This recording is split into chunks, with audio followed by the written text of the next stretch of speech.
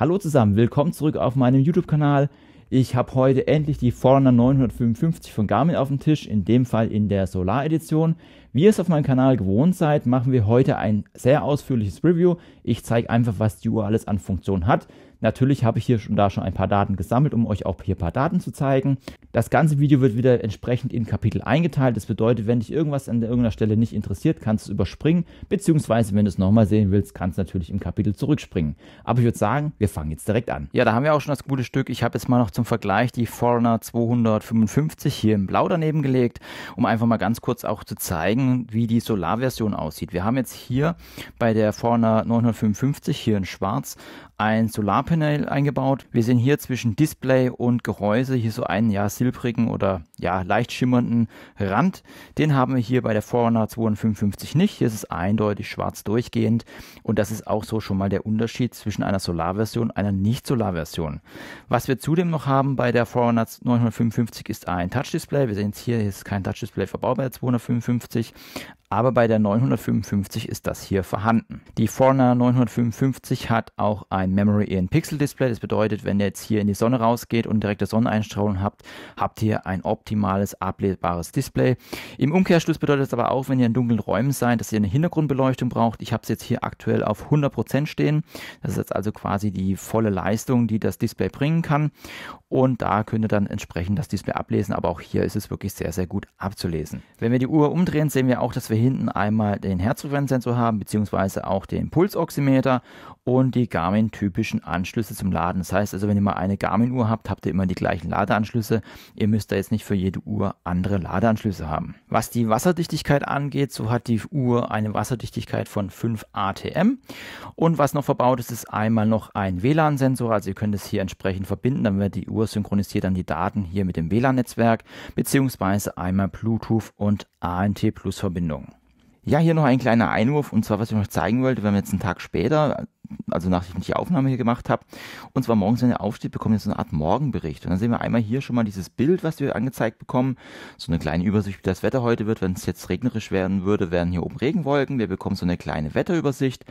Dann haben wir hier die Uhrzeit und den Tag. Und wenn wir dann runtergehen, können wir in den Morgenbericht reingehen. Ihr könnt übrigens den Morgenbericht selber individuell gestalten. Also ihr könnt sagen, was ihr alles angezeigt haben möchtet, beziehungsweise ihr könnt das Ganze aber auch abschalten, wenn ihr es nicht haben möchtet. Gehen wir jetzt einfach mal rein. Und hier bekomme ich schon mal so eine kleine Übersicht. Und zwar als erstes bekomme ich dann Übersicht, wie meine Trainingsbereitschaft ist. Wir sehen jetzt hier, wir werden es nachher im Video sehen, da sieht es ein bisschen anders aus. Habe ich aktuell eine Trainingsbereitschaft von 64. Das heißt, also ich bin gut erholt, ist mäßig. Ich komme so langsam wieder in einen Bereich, wo ich ein bisschen etwas härter trainieren kann. Ja, wir können dann auch in alle Widgets hineinklicken, zum Beispiel hier in die Trainingsbereitschaft. Dann bekommen wir hier nochmal eine detaillierte Übersicht, aber darauf gehe ich später nochmal genauer ein. Dann sehen wir nochmal hier den täglichen Trainingsvorschlag, den wir hier haben, beziehungsweise dann wie die Nacht war, der Nachtschlaf, dann der HFV-Status, der wird aber erst so richtig nach 3 Wochen ermittelt, komme ich auch nochmal später dazu. Und dann bekomme ich natürlich auch nochmal eine Wetterübersicht. Und das ist so der Start in den Tag und so habt ihr eine kleine Übersicht. Der heutige Tag gehört Ihnen, legen Sie los. Ja, dann würde ich sagen, dann gehen wir aber als erstes mal ins Schnellmenü hinein. Und da sehen wir jetzt hier, dass wir einmal ein Auswahlmenü haben, so wie wir das von Garmin schon kennen. Hier können wir dann diverse Sachen hinterlegen, wie zum Beispiel die Displayhelligkeit. Ich kann das Ganze hier sowohl mit dem Touch-Display bedienen, beziehungsweise auch hier ganz klassisch mit den Knöpfen. Ich habe hier zum Beispiel einmal die Beleuchtung oder man kann sich hier auch alternative Zeitzonen anlegen. Das heißt, wenn ich jetzt hier Start drücke, kann ich mir dann zum Beispiel eine neue Zone auswählen und dann sagen, ich möchte zum Beispiel hier von Arizona jetzt die Zeitzone haben. Und dann bekomme ich die entsprechend hier angelegt und habe hier dann die Zeitzone von Arizona dabei. Dann kann ich natürlich hier auch noch eine Taschenlampe verwenden, wobei das ist jetzt hier anders als bei der Phoenix 7, wird hier einfach nur das Display erhellt.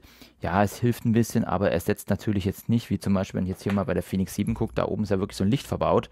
Er setzt es natürlich jetzt hier wirklich nicht. Es ist ja quasi nur so ein Behilfskonstrukt. Dann haben wir noch die Möglichkeit, hier Herzfrequenz zu senden. Ich habe zum Beispiel auch, wenn ich den Garmin Edge 1040 nutze, kann ich den mit der Uhr hier koppeln und dann werden die Daten, die ich jetzt hier am Handgelenk messe, auch dann entsprechend an den Edge übertragen. Oder wenn ihr jetzt zum Beispiel Swift nutzt oder andere Sachen, die jetzt solche Sachen empfangen können, beziehungsweise Herzfrequenz empfangen können, dann kann das Ganze hier erfolgen, zum Beispiel das iPad etc. Da könnt ihr dann, wie gesagt, die Daten übertragen. Dann haben wir natürlich noch klassisch Gerätesperren, Stoppuhr, Timer, also alles, was dann auch Uhrfunktion hat. Und ich kann dann auch ein Telefon suchen, wenn ich jetzt das Telefon nicht finde. Und so habt ihr dann diversen Optionsmenüs. Was auch noch ganz praktisch ist, ich kann hier auch direkt das Touch-Display abschalten bzw. ausschalten. Das kann ich hier entsprechend auswählen und kann das hier entsprechend abschalten. Ich zeige euch da noch mal kurz eine Übersicht, was ihr sonst noch alles hier entsprechend in das Schnellmenü einstellen könnt. Das könnt ihr unter anderem in der App verwalten. Wenn ich dann lange auf die mittlere Taste drücke, auf die linken Seite, dann kann ich natürlich auch die Steuerungselemente hier einstellen. Das kann ich auch über die App machen. Das sehen wir hier zum Beispiel, kann ich noch den Barometer hinzufügen, Höhenmesser oder auch zum Beispiel WLAN. Das sind noch die Punkte, die ich noch hier hinzufügen kann. Wir haben jetzt hier auch die Hilfe ausgewählt und hier ist auch ein sehr interessanter Punkt. Ihr könnt bei der Uhr Notfallkontakte hinterlegen, das heißt sowohl per E-Mail als auch per Telefon.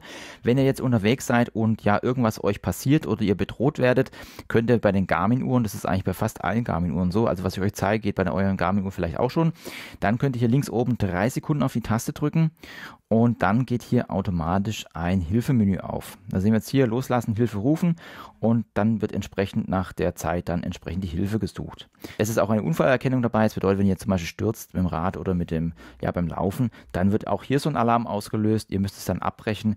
Aber wenn ihr jetzt nicht abbrecht und euch ist was passiert, wird entsprechend der Notfallkontakt kontaktiert. Des Weiteren gibt es hier dann auch noch die sogenannte Live-Track-Funktion. Auch hier ist es so, ihr müsst es separat in der App einschalten. Dann könnt ihr hier sagen, ich möchte an einen Empfänger meine Daten schicken, der kann dann einsehen, wo ich gerade unterwegs bin, beziehungsweise wenn ich eine Tour geplant habe, kann er auch sehen, was ich noch laufen möchte und wo ich gerade stehe. Was bei der Garmin Forerunner 955 ebenfalls noch hinzukommt, ist, dass wenn ich es freigebe, mir auch dann der Kontakt, den Kontakt, den ich hinterlegt habe und der das Ganze bekommen hat, mir auch hier eine Nachricht zukommen lassen kann, zum Beispiel, ja, wo bleibst du oder es gibt gleich Essen, ja, oder was auch immer für Kreativitäten hier es hier gibt. Und dann kommen wir auch schon zu den Widgets und da haben wir hier die Garmin-typischen Widgets. Als erstes haben wir hier die Solarintensität. Also ihr könnt es auch selber immer einstellen, wie ihr das Ganze haben möchtet. Also wenn ihr das nicht haben möchtet, könnt ihr es natürlich auch hier rausschmeißen oder auch die Reihenfolge ändern. Ich habe heute nichts geladen, weil ich noch nicht draußen war. Ich blende euch jetzt einfach mal ein paar Daten ein. Einmal war ich Gartenarbeit, einmal war ich im Büro und war laufen abends und da könnt ihr auch mal sehen, wie die ganze Ladeintensität war. Und natürlich umso idealer die Uhr in der Sonne liegt, umso besser kann natürlich aufgeladen werden. Ist natürlich so, wenn ihr die Uhr abblendet oder beziehungsweise wenn es nicht 100% einstrahlt, habt ihr natürlich hier auch keine 100% Ladung. Ich habe zu dem Thema Solarladung mal einen Test gemacht mit der Instinct 2 bzw. der Phoenix 7. Das verlinke ich dir mal, da kannst du mal anschauen, wie effizient hier die Solarpaneele bei Garmin funktionieren. Dann haben wir natürlich hier klassisch Sonnenaufgang, Sonnenuntergang, so wie wir es von Garmin schon kennen. Einmal Sonnenaufgang, Sonnenuntergang und die Dämmerungszeit. Und ich kann hier auch durch die Tage switchen. Wir sehen es hier zum Beispiel 16. August, dann sehe ich hier schon, wie sich das Ganze hier entwickelt. Wir sehen hier, es wird leider immer früher dunkel. Dann haben wir das Wetter und hier könnt ihr auch mal einstellen, ob ihr jetzt einen festen Standort möchtet oder auch den Standort der Uhr bzw. des Handys, weil die Daten werden hier entsprechend über das Handy, über Garmin Connect gezogen bzw. aktualisiert. Gehen wir jetzt einfach mal rein. Da kriegen wir einmal die gefühlte Temperatur angezeigt, bzw. Luftfeuchtigkeit und auch den Wind, bzw. auch hier Tagestiefst- und Tageshöchstwerte. Dann haben wir noch eine kleine Übersicht, was die Prognosen der nächsten Stunden angeht, aber auch eine kleine Übersicht, was die Prognosen der nächsten Tage angeht. Als gutes Letzt haben wir dann hier noch den UV-Index bzw. Taupunkt Luftfeuchtigkeit. Das ist natürlich sehr interessant, wenn jetzt hier die Sonne vom Himmel scheint und es wirklich ganz stark ist, dass ihr dann entsprechend euch eincremt oder auch gar nicht rausgeht. Aktuell haben wir den UV-Index von 1, weil jetzt hier bei mir schon langsam die Sonne untergeht. Dann gibt es natürlich hier klassisch die Body Battery. Das ist quasi so der menschliche Akku. Wenn ihr Garmin-Uhren habt, dann kennt ihr das Ganze vielleicht schon. Wir sehen jetzt hier, ich habe jetzt hier 50 Punkte aufgeladen, 53 Punkte entladen. Das Ganze geht von 0 bis 100, wobei der Wert 0 nie erreicht wird. Irgendwie hört die Body Battery dann bei 5 auf und wenn ihr 100 habt, habt ihr euch wunderbar erholt, beziehungsweise der Körper hat hier vollen Akku. Was unter anderem hier auf die Body Battery negativ auswirkt oder beziehungsweise diese entlädt, ist natürlich einmal hier Stress. Das kann ich mir nochmal anschauen. Da sehe ich hier den Stress der letzten 4 Stunden. Das kann ich mir auch nochmal als eigenes Widget anzeigen lassen. Mache ich persönlich jetzt nicht, weil ich finde, das ist eigentlich schon aussagekräftig, was die letzten 4 Stunden war. Wir sehen jetzt hier, ich hatte heute einen etwas stressigen Arbeitstag. Ich bin zwar gesessen, aber habe hier und da ein paar Sachen machen müssen, die mich ja wohl mental auch ein bisschen beschäftigt haben. Und das sehen wir hier auch ganz gut abgebildet. Dann haben wir natürlich eine Übersicht der aktiven und Passivkalorien beziehungsweise der Ruhekalorien. Wir sehen hier, ich habe es gerade mal 112 Aktivkalorien und 1938 Ruheenergie. Ruheenergie wird natürlich berechnet aus eurer Körpergröße, aus eurem Geschlecht und natürlich auch aus eurem Gewicht. Es ist also hier ganz wichtig, hier die Daten richtig zu hinterlegen, damit hier der Grundumsatz richtig berechnet wird, aber auch die Aktivkalorien. Aktivkalorien, wie das Name schon sagt, passieren jetzt hier zum Beispiel bei mir jetzt durch die Schritte, die ich jetzt gemacht habe, ist das Ganze zustande gekommen, aber auch natürlich durch Workouts, das ist natürlich der große Bärenanteil, gibt es dann hier entsprechende Aktivkalorien, die dann zugerechnet werden. Ihr könnt zum Beispiel hier auch MyFitnessPal nutzen, da habe ich auch mal ein Video zu gemacht, das verlinke ich euch mal. Da könnt ihr hier die Kalorien tracken. Da werden die Aktivkalorien übertragen und da könnt ihr euer Essen eintragen, könnt immer schauen, dass ihr hier im richtigen Balance esst, beziehungsweise hier, wenn ihr abnehmen wollt, dann auch entsprechend hier die Kalorien tracken könnt und die Aktivkalorien damit eingebunden werden, weil es natürlich auch ganz wichtig, hier gesund abzunehmen und nicht einfach hier maximales Defizit zu machen, weil das natürlich jetzt hier nicht gesund. Wir sehen auch hier, das tickt gerade hoch. Es liegt einfach daran, dass ich natürlich einen Grundumsatz habe und der wird natürlich auf die Stunden umgerechnet und dann geht hier der Grundumsatz hoch. Dann habe ich hier noch Schritte, klassische Schrittzähler, da ist ein Bewegungssensor drin, der das Ganze ermittelt. Dann haben wir natürlich einen Etagenzähler drin, die Uhr hat auch einen barometrischen Höhenmesser verbaut und hier sehen wir, dass die Etagen entsprechend gezählt werden und dann sehe ich hier auch, wie der Tagesablauf war und bekomme auch so eine kleine Übersicht, wie die ganze Woche ausgesehen hat. Dann haben wir natürlich hier den Herzfrequenzmesser. Den könnt ihr einstellen, dass der auch 24/7 misst oder auch gar nicht. Wir sehen jetzt hier, ich habe die Uhr jetzt ausgezogen im Rahmen der Vorbereitung hier. Wir sehen hier den Verlauf der Herzfrequenz. Dann können wir natürlich auch noch den Verlauf der Ruheherzfrequenz anschauen. Wir sehen jetzt hier, dass diese bei mir jetzt auch etwas angestiegen ist. Ich bin auch ein bisschen leicht angeschlagen. Das sieht man hier eigentlich ganz gut dann hier in der Ruheherzfrequenz. Das sind natürlich auch Werte, die dann in die Garmin Body Battery mit eingehen. Das ist also ein Algorithmus, der das Ganze berechnet. Daher ist es auch wichtig, wenn ihr die Garmin Body Battery nutzen wollt, dass ihr hier eine 24/7 Herzfrequenzmessung habt. Dann haben wir natürlich hier auch noch einen Pulsoximeter, der misst den Blutsauerstoff im Körper. Der macht aber eigentlich erst nur in den Bergen wirklich Sinn, beziehungsweise auf einer gewissen Höhe oder beim Fliegen. Hier könnt ihr das Ganze einstellen, dass es 24/7 misst, beziehungsweise beim Schlafen oder dann entsprechend hier bei Bedarf. Und wenn wir jetzt mal hier reingehen, sehen wir auch, da ist dann entsprechend hier nochmal unten das Höhenprofil angezeigt. Das hat sich bei mir jetzt nicht verändert. Daher ist jetzt hier auch keine Veränderung möglich. Wenn ihr zum Beispiel in den Bergen unterwegs seid, dann gibt es hier auch eine Höhenakklimatisierung. Das gucken wir uns gleich noch an. Da spielt es dann auch eine kleine Rolle mit. Klassisch gibt es dann natürlich auch noch das Schlaftracking, weil Schlaftracking ist ja eine Option, die ganz wichtig ist. Einmal für die Regeneration, also wenn ihr Sport macht, dass der Körper sich langsam wieder regenerieren kann. Aber auch hier für die Garmin Body Battery ist es interessant, beziehungsweise gehört auch mit zu und ist ein Faktor, der damit einfließt. Aber hauptsächlich ist das Schlafen ganz wichtig zur Erholung. Und wir sehen auch hier, dass mein Schlaf diese Nacht jetzt nicht wirklich üppig war mit 4 Stunden 55. Ja, und es war wirklich tatsächlich so schlecht. Dennoch ist nicht immer alles 100% wird aufgezeichnet. Wir haben zum Beispiel Mittagsschlaf werden nicht aufgezeichnet. Ihr müsst einen Schlafkorridor beim Einrichten der Uhr einstellen. Wenn er darüber hinauskommt, kann es mal zu Problemen kommen, dass die Uhr den Schlaf nicht erkennt und auch nicht jede Unterbrechung wird immer erfasst. Also da gibt es auf jeden Fall zum Beispiel von Polar Uhren, die das besser hinbekommen als jetzt hier die Garmin-Uhren. Wir sehen dann auch hier, wir bekommen so eine kleine Übersicht, was der Tief-, REM-, Leicht- und Wachphasen waren, beziehungsweise auch so eine kleine zeitliche Übersicht. Und dann kriege ich noch so eine kleine Auswertung, was die Qualität und was das für eine Auswirkung hat. Übrigens ist auch so, dass wenn ihr schlecht schlaft, das Ganze sich dann auch auf eure Ruhezeit auswirkt, beziehungsweise wenn ihr Workout macht, wird ja auch dann hier die Ruhezeit errechnet. Das kann sich dann auch mal negativ auswirken, wenn ihr hier schlecht schlaft, beziehungsweise auch bei den täglichen Trainingsvorschlägen, da kommen wir nachher noch dazu, da kann das auch hier negative Auswirkungen haben, wenn ihr hier schlecht schlaft. Dann kommen wir zum nächsten Widget, was den meisten auch bekannt sein dürfte. Das ist ja das Leistungswidget. Da gehen wir mal einfach rein. Da sehen wir jetzt hier, wir bekommen einmal hier die VO2 Max angezeigt. Das ist jetzt hier fürs Laufen. Wenn ihr jetzt ein Leistungsmesser habt, beziehungsweise Radfahren geht, bekommt ihr natürlich das Ganze auch separat fürs Fahrradfahren angezeigt. Wie ich es aber schon erwähnt habe, ist es wichtig, dass man hier ein Leistungsmesser beträgt und einen Brustgurt, beziehungsweise Herzfrequenzsensor, der das Ganze dann misst. Und dann bekommt das Ganze auch fürs Fahrrad angezeigt, aber auch mit einem Indoor-Trainer, wie zum Beispiel dem Kicker Core oder Kicker Snap oder auch die Indoor-Geräte von Garmin, da funktioniert das Ganze natürlich entsprechend auch. Dann haben wir hier einmal den Laktatschwellenwert, der wird dann jedes Mal errechnet, wenn ihr lauft. Also wenn es einen neuen Wert gibt, wird er dann hier entsprechend aktualisiert. Und wir bekommen hier noch eine Rennprognose, einmal hier für 5 Kilometer bzw. für 10 Kilometer, für einen Halbmarathon oder auch für den Marathon. Und so seht ihr dann, ja, wie die Uhr das etwa einschätzt, wann ihr das Ganze schafft. Also ich kann zumindest sagen, dass hier die 5 Kilometer, 10 Kilometer Zeiten passen. Auch den Halbmarathon, den habe ich sogar schon schneller geschafft. Den kriege ich auf jeden Fall auch in der Zeit hin. Das passt. Ob es beim Marathon klappt, weiß ich nicht. Habe ich in meinem Leben noch nie eingelaufen. Dann kommen wir jetzt hier zum Trainingszustand. Das ist eine der neueren Apps bzw. aufgeräumteren Apps. Die finde ich auch sehr gut. Die ist auch bei der Forerunner 255 dabei. Da gehen wir einfach mal rein. Da sehen wir hier eine kleine Übersicht. Einmal hier die VO2 Max. Dann den HFV-Status, da steht aktuell kein Zustand, da komme ich gleich noch dazu. Und die aktuelle Belastung ist optimal. Der HFV-Status ist die Herzfrequenzvariabilität. Das heißt also, wie sich euer Herz dann beim Schlag immer einstellt. Und das dauert 3 Wochen, bis die Daten kommen. Ich habe jetzt hier bei der Forerunner 255 die ganzen Werte vorhanden. Da gehen wir jetzt einfach auch mal drauf. Und da sehen wir hier, so wird das Ganze hier aussehen. Da steht dann ausbalanciert. Und wenn wir jetzt einfach mal kurz hier reingehen in die App bzw. in die Übersicht, gehen wir einfach mal ganz kurz schnell schon mal runter in den HFV-Status.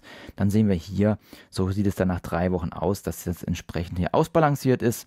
Das wird dann ermittelt, was ja eure Werte sind, und dann kann die Uhr etwa einschätzen, wie gut ihr euch erholt. Einflussfaktoren sind hier für schlechte Werte wie zum Beispiel Alkohol oder auch schlechte Regeneration, Übertrainiertheit. Das sind so die Punkte, die hier negativ sich auf diesen Wert auswirken. Wir bekommen dann auch nochmal hier eine kleine Übersicht, also hier eine historische Übersicht, wie sich das Ganze entwickelt. Das Ganze wird dann auch mit Garmin Connect synchronisiert und da könnt ihr euch das Ganze dann auch nochmal anschauen.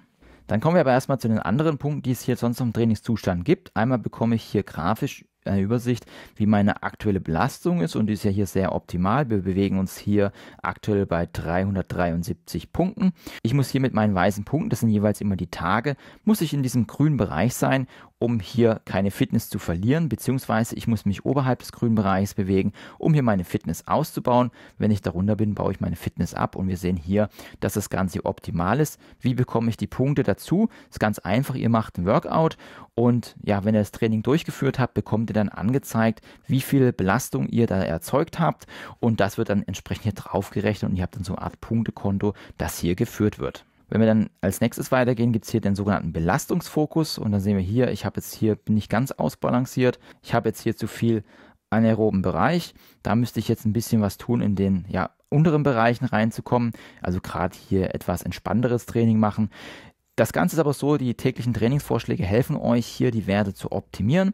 Das ist jetzt hier einfach, ich habe gestern ein Sprint-Workout gemacht, da war das einfach ein bisschen zu viel, und entsprechend hat sich hier die Werte angepasst. Das Ganze verändert sich natürlich immer, wir sehen hier Belastungsfokus der letzten 4 Wochen, das heißt, wenn ein Workout 4 Wochen plus 1 Tag enthalten ist, der fliegt dann raus, und dann ändern sich hier auch die Werte. Das heißt, ihr müsst hier immer ständig am Ball bleiben, um das Ganze hier auszugleichen. Wir sehen auch hier unten ist ein Optimalwert, das sind so diese gestrichelten Linien, und wir sehen hier, dass ich hier oben im lilanen Bereich ein bisschen drüber bin und hier bei dem orangen und bei dem blauen Bereich etwas drunter bin. Das heißt also, hier das Blaue ist gerade diese entspannten Workouts, so ruhigen Workouts, da muss ich ein bisschen mehr tun, und um hier wieder mehr in den optimalen Bereich reinzukommen. Dann haben wir noch die Erholung, das sehen wir jetzt hier, die ist aktuell bei mir jetzt bei 4 Stunden, und das ist die erwartungsgemäße Erholung. Das bedeutet, in 4 Stunden empfiehlt er mir dann wieder, dass ich hier volle Workouts machen kann. Es ist aber auch so, wenn hier eine Erholungszeit steht und ihr geht jetzt in die täglichen Trainings rein, kann es schon sein, dass ihr ein tägliches Training bekommt, das zum Beispiel Basistraining ist. Also das heißt nicht, ihr sollt nichts machen. Es sollt einfach nur entspanntere Workouts machen. Also ihr solltet jetzt nicht lauter Intervalle mehrere Tage hintereinander machen. Das belastet euren Körper zu stark. Der muss sich natürlich auch hier entsprechend regenerieren. Dann haben wir noch die sogenannte Hitzeakklimatisierung. Das bedeutet, wenn ich jetzt hier bei gewissen Temperaturen, wir haben gerade über 30 Grad draußen laufen gehe, dann ermittelt die Uhr hat ja auch einen Temperatursensor enthalten, dann ermittelt die Uhr das und sagt hier, okay, dein Körper hat sich hier so und so viel Prozent an die Hitze jetzt gewöhnt, und entsprechend wird hier auch VO2 Max angepasst. Wir sehen jetzt hier, mein Wert ist jetzt stetig gestiegen, weil ich immer mehr draußen gemacht habe und laufen war und hier mich mit der Hitze akklimatisiert habe. Als nächsten Wert haben wir dann hier noch die sogenannte Höhenakklimatisierung.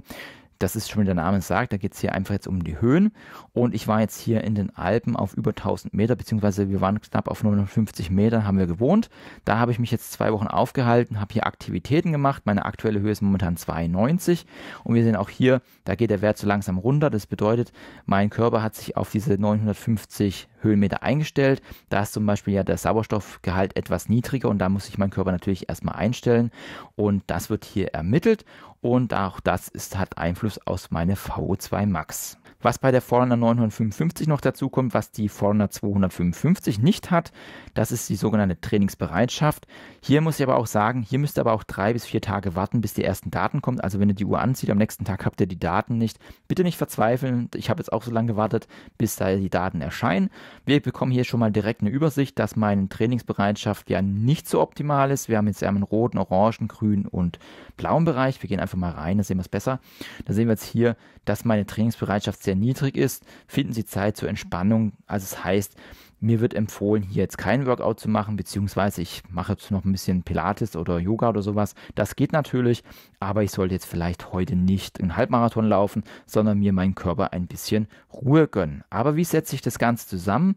Das ist eigentlich ganz einfach. Wir sehen erstmal hier schon eine kleine Übersicht. Ein schlechter Schlaf hat Ihre Trainingsbereitschaft reduziert. Haben wir ja gesehen, mit 4 Stunden 55 ist das Ganze nicht so wirklich optimal. Wir gehen einfach mal rein, sehen wir hier, da ist der rote Punkt beim schlechten Schlaf. Ihr könnt übrigens auch immer dann hier nochmal in die Widgets hineingehen. Also Schlaf kommt ihr direkt ins Schlaf-Widget hinein. Also theoretisch könnt ihr euch die Widgets sparen, die separat aufzuführen. Ihr könnt euch einfach nur diese Trainingsbereitschaft anzeigen lassen. Und dann seht ihr hier auch schon die verschiedenen Werte. Der HFV-Status ist wie gesagt eine Sache, die kommt erst nach 3 Wochen. Dann haben wir natürlich noch die aktuelle Belastung, die ist optimal. Ich bin zwar schon im oberen Bereich, aber dennoch bin ich hier in einem guten Bereich. Dann haben wir noch Schlafprotokoll, da bekomme ich dann so eine Score-Übersicht, was wäre jetzt gut, und ein Stressprotokoll, da kommen wir dann hier in die Stressübersicht hinein, sehen wir hier, dass alles entspannt ist. Also der Manko, beziehungsweise das Manko ist hier eindeutig der schlechte Schlaf, den ich heute Nacht gehabt habe. Was mit den Forerunner-Uhren ebenfalls neu dazugekommen ist, sowohl auf der 255 als auch auf der 955, ist das sogenannte Wettkampf-Widget. Wir haben einmal hier den Wettkampfkalender. Hier werden alle Wettkämpfe aufgelistet, die ich jetzt hinterlegt habe. Ich habe momentan jetzt nur eins mal zum Zeigen hinterlegt. Das ist der Frankfurt-Marathon am 30. Oktober. Also hier bekomme ich dann alle chronologisch angezeigt, die ich dann hinterlegt habe. Interessant wird aber dann hier tatsächlich das Wettkampf-Widget selbst, also das Hauptwidget. Wir sehen hier Frankfurt-Marathon in 11 Wochen und wie ihr seht, ich bekomme hier schon mal eine kleine Übersicht. Erstmal, dass es in 11 Wochen und 3 Tagen ist. Das Ganze fängt um 8 Uhr an und ist am 30. Oktober. Ich kann mir dann auch anzeigen lassen, was die erwartete Geschwindigkeit ist, beziehungsweise wann ich da ans Ziel komme. 5 Stunden 7,55 wäre jetzt aktuell berechnet. Und ich bekomme eine kleine Übersicht, wie das Wetter an dem Tag ist, beziehungsweise ich bekomme hier den Durchschnitt angezeigt am 30. Oktober. Der lag hier immer zwischen maximal 11 Grad beziehungsweise 5 Grad. Hier wird momentan 6 Grad ergeben und das wäre hier in Frankfurt. Das ist aber die eine Sache, die ist ganz toll. Die richtige Stärke kommt aber eigentlich ja ein bisschen versteckt und zwar in den täglichen Trainingsvorschlägen. Wenn wir jetzt einfach mal reingehen, hier oben rechts lange drücken, bekomme ich hier tägliche Trainingsvorschläge angezeigt. Die kommen übrigens dann auch beim Lauf-Widget oder bei der Lauf-App, wenn ihr da reingeht. Wir gehen jetzt einfach mal rein und dann sehen wir hier, mir wird vorgeschlagen, heute ein Basistraining durchzuführen mit 37 Minuten und hier morgen ein Erholungstag. Dann haben wir langer Lauf und so bekomme ich hier so eine kleine Übersicht und ich kann mir den Plan dann auch mal genau ansehen. Dann sehe ich hier, was da ja der Hintergrund ist, wie sich das Ganze dann aufbaut, damit ich hier optimal trainiere und so wird ihr dann in die Hand genommen und habt so einen kleinen Trainingsplan, der euch hilft, das Ganze zu erreichen. Ich habe das Ganze mal in einem separaten Video vorgestellt, was man hier alles einstellen kann, wie man das Ganze planen kann. Ich verlinke euch hier oben das Ganze mal, da kannst du mal anschauen, wie das ganze Widget funktioniert. Ich finde das wirklich sehr mächtig und auch wirklich sehr gut gelungen. Ja, dann kommen wir auch schon zum ABC-Widget. Das ist hier, ja, das enthält mehrere Widgets. Wir haben einmal hier den klassischen Kompass verbaut, beziehungsweise hier auch den Höhenmesser. Wie gesagt, alles hier mit barometrischen Höhenmesser. Wir haben unten auch nochmal den Barometer selber. Wir können auch dann hier nochmal die diversen Sachen anschauen, wie zum Beispiel hier den Wetterverlauf, wie sich das Ganze entwickelt oder auch hier dann die Höhe. Was ich hier noch einstellen kann, ist, wenn ich hier oben lange drauf drücke, einmal auf die Einstellung zu gehen und kann mir hier dann auch eine Unwetterwarnung einstellen.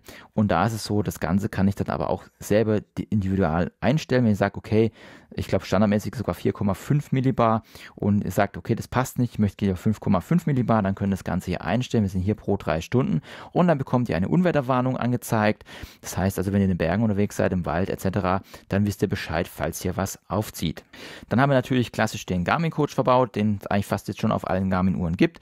Der hilft euch bei 5 Kilometer, 10 Kilometer, Halbmarathon, ja, eure Ziele zu erreichen. Das Ganze wird hier mit Video unterstützt, beziehungsweise, ja, wird auf euch individuell eingegangen. Ihr könnt einmal sagen, ich möchte eine gewisse Zielzeit erreichen oder auch hier sagen, ich möchte überhaupt das Ganze generell erreichen. Zum Beispiel, ich möchte zum ersten Mal in meinem Leben Halbmarathon laufen. Dann hilft euch der Garmin-Coach, das Ganze zu erreichen.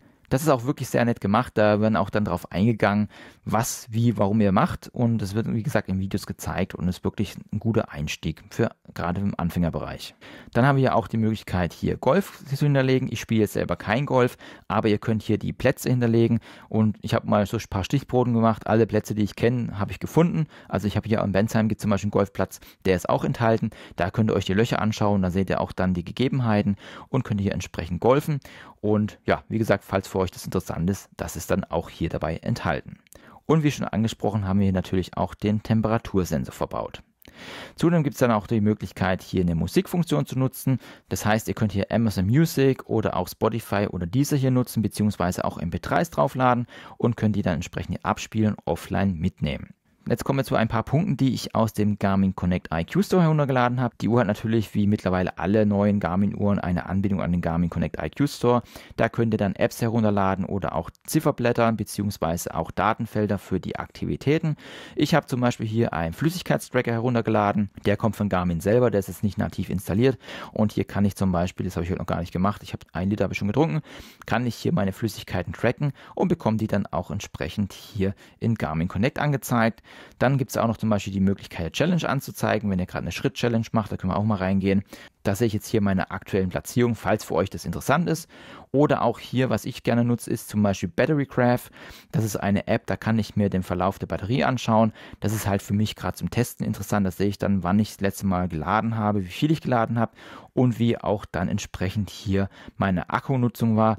Und das ist wirklich dann hier grafisch sehr gut angezeigt. Und dann sehen wir einfach hier den Verlauf. Wir sehen hier, ich habe die Uhr jetzt noch nicht so lange in Nutzung, deswegen habe ich hier auch noch nicht so viele Daten. Dann kommen wir noch zu den Benachrichtigungen. Es ist auch so, dass wir hier Benachrichtigungen angezeigt bekommen. Wir sehen jetzt hier, ich habe hier diverse, ja, von Komoot zum Beispiel oder von Suunto. Ich habe jetzt die Suunto-App genutzt. Da bekomme ich dann hier entsprechend die ganzen Sachen angezeigt. Auch WhatsApp-Meldungen etc. bekomme ich angezeigt. Aber bei WhatsApp-Meldungen ist es so, dass ich jetzt hier nicht direkt darauf antworten kann. Ich kann lediglich die Nachricht lesen und sehe hier, dass eine Nachricht eingegangen ist. Ich habe natürlich auch hier die Möglichkeit, meine Widgets zu bearbeiten bzw. hier neu hinzuzufügen. Das Ganze geht aber auch über die App und es ist über die App auch viel einfacher als über die Uhr. Das ist mittlerweile relativ umständlich, seit es die App gibt. Und wir sehen auch hier gibt es noch eine Vielzahl von Apps, die ich noch herunterladen könnte bzw. hier in die Favoriten setzen könnte. Und wir sehen auch hier zum Beispiel Stresslevel ist auch möglich, um das Ganze hier anzeigen zu lassen bzw. separat anzeigen zu lassen. Ja, dann kommen wir auch schon mal zu den Sportaktivitäten. Dann gehen wir mal rein. Ich habe hier so meine Favoritenliste eingerichtet. Sehen wir jetzt hier, das sind die ersten, ja, beziehungsweise die Reihenfolge, die ich gerne nutze. Ich laufe und gehe gerne, mache einen Trailrun, Mountainbike, Radfahren, das ist hier alles dabei. Aber auch Krafttraining und Cardio. Dann kommen wir auch schon ins Untermenü, wo wir dann hier ja die Sachen nicht mehr in der Favoriten sind. Wir haben hier einmal das Kartenmenü. Es ist hier übrigens kein Kartenmanager direkt da, aber der Kartenmanager ist so ein bisschen versteckt im System. Ich muss aber ganz ehrlich sagen, die ganzen Kartenverwaltungen würde ich euch nie empfehlen, auf die Uhr zu machen. Das ist alles viel zu langsam. Macht das Ganze, also Updates der Karten oder neue Karten hinzufügen oder entfernen. Ja gut, entfernen ist nicht das Problem, aber neue Karten hinzufügen, macht das einfach hier über Garmin Express. Das ist auf jeden Fall viel, viel schneller und viel, viel angenehmer, als das Ganze hier die Uhr zu laden.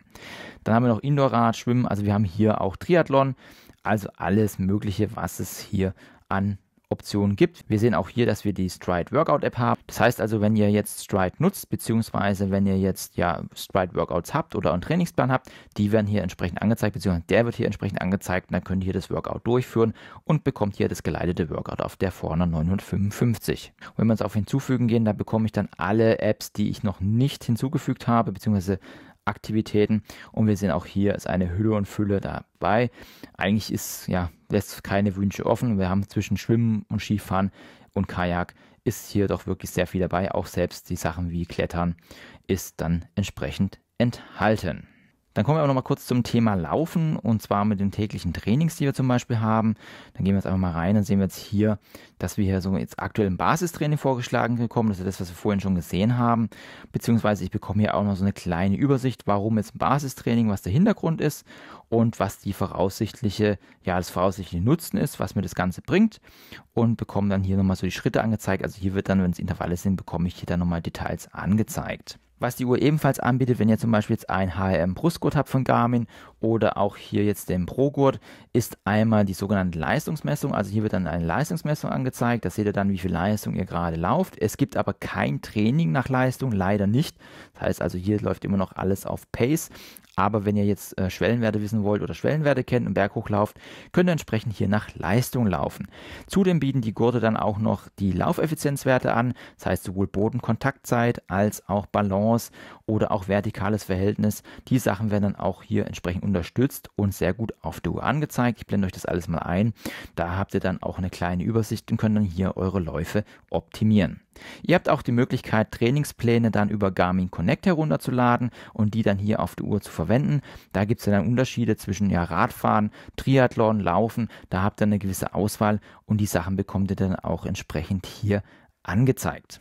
Was die Uhr ebenfalls noch anbietet, ist eine sogenannte Routennavigation. Ich habe jetzt momentan noch keine Route drauf. Das könnt ihr mit Laufen, Wandern etc. machen.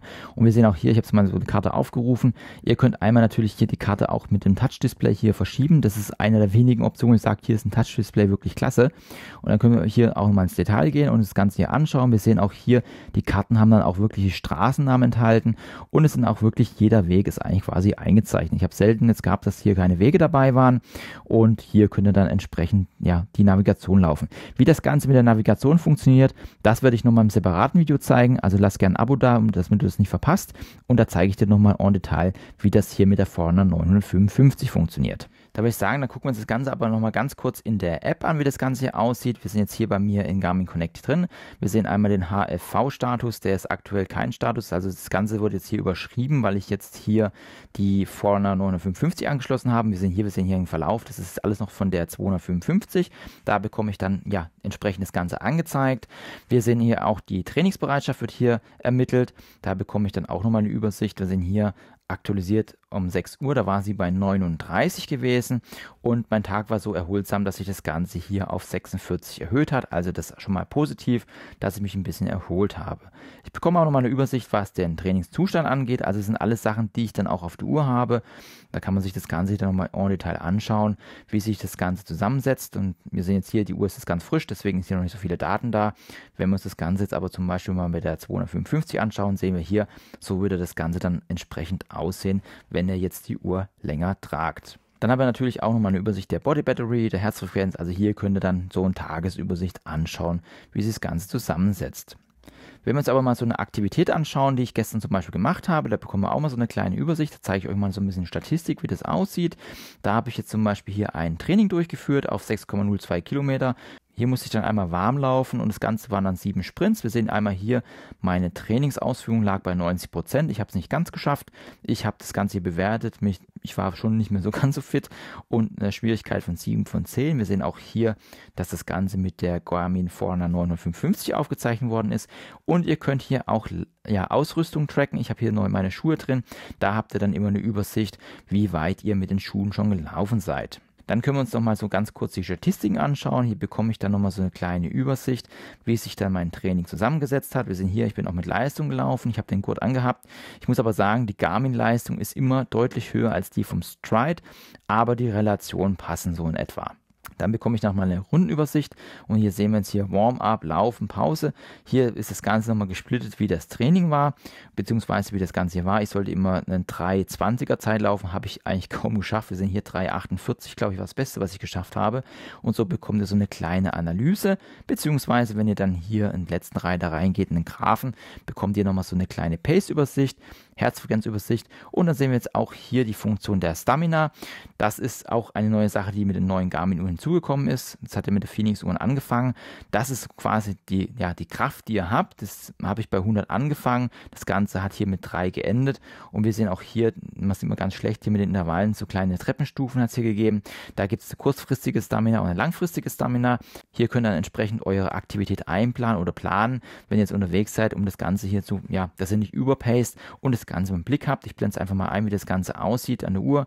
Da habe ich es einmal zum Beispiel mit der Zeit gemacht und einmal mit der Strecke. Und dann seht ihr hier, was bei der aktuellen Pace die Strecke wäre, die ihr noch laufen könnt, beziehungsweise die Zeit. Und dann haben wir natürlich nochmal einen Trainingseffekt.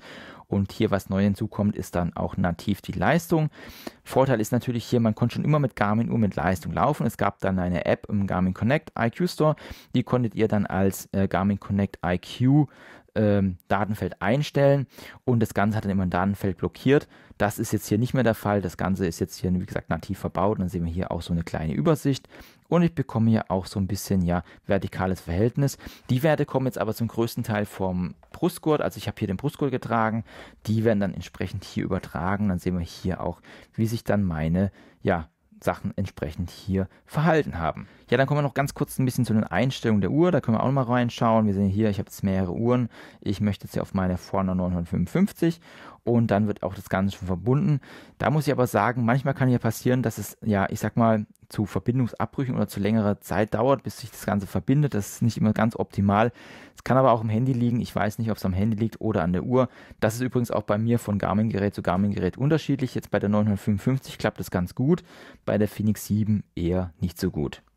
Und wenn wir jetzt hier in das Menü reingehen, sehen wir hier, wir können hier alles Mögliche einstellen. Also wir können einmal die Apps und Aktivitäten einstellen. Also ihr könnt auch jedes Datenfeld einstellen, zum Beispiel beim Laufen. Hier ist zum Beispiel so bei den Laufeinstellungen, wenn wir da mal hineingehen, dass nicht alle Datenfelder enthalten sind. Das heißt, wenn wir jetzt mehr auf Trainingsseiten gehen, zum Beispiel Stamina-Funktion, wir haben jetzt hier einmal Stamina-Anzeige, Distanz und Zeit. Das habe ich jetzt selber eingerichtet, aber auch Stamina selber ist noch nicht dabei. Das müsst ihr dann entsprechend hier hinzufügen. Auch Laufeffizienzfelder, das könnten sein, dass die bei euch noch nicht dabei sind. Das geht eigentlich ganz einfach. Ihr müsst einfach hier auf Datenseiten hinzufügen gehen, wie etwa virtueller Partner, Kompass, Höhe. Aber auch hier benutzte definierte Felder könnt ihr dann einstellen und hier entsprechend nach eurem Gusto einrichten. Was auch noch ganz interessant ist, wenn ihr jetzt hier mehrere Garmin-Geräte habt, wie zum Beispiel ein Edge, dann könnt ihr auch noch Physio True Up aktivieren. Wenn ihr dieses hier aktiviert, dann werden hier auch dann jeweils, wenn ihr für andere Geräte benutzt, wie zum Beispiel ein Edge als Fahrradnavi, dann werden hier auch Trainingsload-Daten zusammen berechnet oder auch die VO2 Max. Ja gut, beim Radfahren ist es jetzt separat, aber auch hier Trainingseffekte etc. werden oder Ruhezeiten werden dann hier übertragen und bei den Geräten jeweils berücksichtigt. Um nochmal ganz kurz zurück auf die Lauf-App zu kommen, beziehungsweise Laufeinstellungen.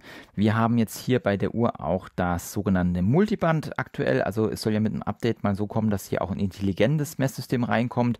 Wir haben hier 5 Möglichkeiten, das Ganze einzustellen. Natürlich einmal das Ganze auszustellen, nur GPS zu nutzen, alle Systeme, das heißt, hier werden dann GLONASS, Galileo und GPS genutzt und da wird dann das Optimale errechnet. Aber auch hier Multiband ist möglich und da wird dann wirklich die optimale Position berechnet. Also hier wird dann wirklich geguckt, wenn ihr in den Wäldern unterwegs seid, wo euer genauer Standort ist. Und hier wird es wirklich sehr, sehr genau berechnet. Das führt aber dazu, dass natürlich hier der höchste Stromverbrauch ist. Und da haben wir natürlich noch den Ultra-Track, steht hier schon beste Akkulaufzeit, geringe Genauigkeit. Da wird dann hier nur in gewissen Intervallen ein GPS-Punkt ermittelt. Natürlich würde ich zu Forerunner 955 noch einen Navigationstest machen, beziehungsweise auch ein Vergleichsvideo mit der Garmin Phoenix 7. Da gibt es hier und da ja auch schon ein paar kleine Unterschiede. Falls euch sowas interessiert, lasst doch gerne ein Abo da. Falls ihr noch mehr interessante Videos rund um Garmin sehen möchtet, ich verlinke hier oben mal die Playlist von Garmin, die ich hier habe, beziehungsweise eine Best-of-Playlist, die verlinke ich dir hier unten. Da kannst du mal sehen, was es sonst noch alles auf meinem Kanal gibt. Wenn das Ganze gefallen hat, lasst doch auch gerne einen Daumen hoch da. Ich würde mich auf jeden Fall freuen, dich hier wieder auf meinem Kanal begrüßen zu dürfen. Ansonsten bedanke ich mich für deine Zeit. Tschüss, bis zum nächsten Mal.